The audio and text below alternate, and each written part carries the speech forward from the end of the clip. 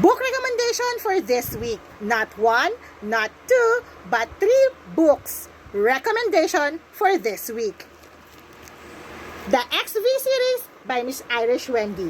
XV series consists of Knock Knock Professor, Hush Louder, and Danger Danger, Mr. Stranger.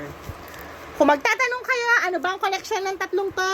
Magkakapatid ba sila? Magkakaibigan? Or magpipinsan? Basahin niyo po itong series para maintindihan niyo ang koneksyon nila sa isa't isa. Well, these books, ang genre po nito ay mystery, psychological, and romance. May mga part na maiiyak ka sa book na to, matatawa ka, matatakot ka, but most importantly, ang mga book na ito tackles about mental health condition. So, I think this is the first time na nakabasa ako ng series written by a Filipino author that tackles about mental health condition. So, sobrang galing ni Miss Irish Wendy sa pagsulat ng series na ito. Dahil yung mga eksena, sobrang detailed, sobrang ganda talaga at makabagbag damdamin. So, sa mga hindi pa po nakakabasa nito, super nare-recommend ko po sa inyo na basahin nyo. Dahil marami po kayong matututunan sa series na ito. Matututunan ninyo na kung gaano kahalaga sa isang bata na lumaki sa isang good environment, surrounded with good people that will love them and respect them. At kung gaano or ano ang epekto sa paglaki ng isang bata na lumaki sa isang environment na hindi maganda, surrounded with bad people, abusive people. Kasi ang tendency nun, yung experience nilang yun sa pagkabata, nadadala nila hanggang sa pagtanda nila that can cause mental health condition.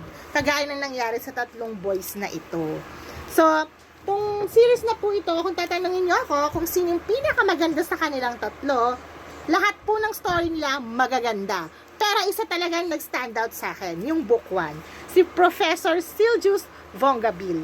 Siya talaga yung may pinakabusilak na puso sa kanilang tatlo.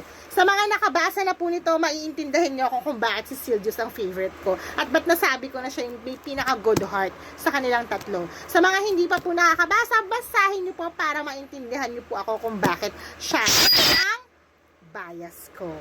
So, alam niyo po, isa pa sa maganda sa book series na to, yung mga title nila, talagang may paliwanag kung bakit sila yung title nila. So, basahin niyo po talaga.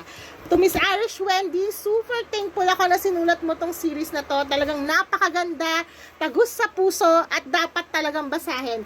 Worthy talagang basahin. Hindi sayang ang pera nyo sa pagbili nito at hindi rin sayang ang oras niyo sa pagbabasa ng series na ito. So again, my book recommendation for this week, not 1, not 2, but 3 books. The XV series of Miss Irish Wendy. Maraming salamat sa panonood. Have a nice day and happy reading!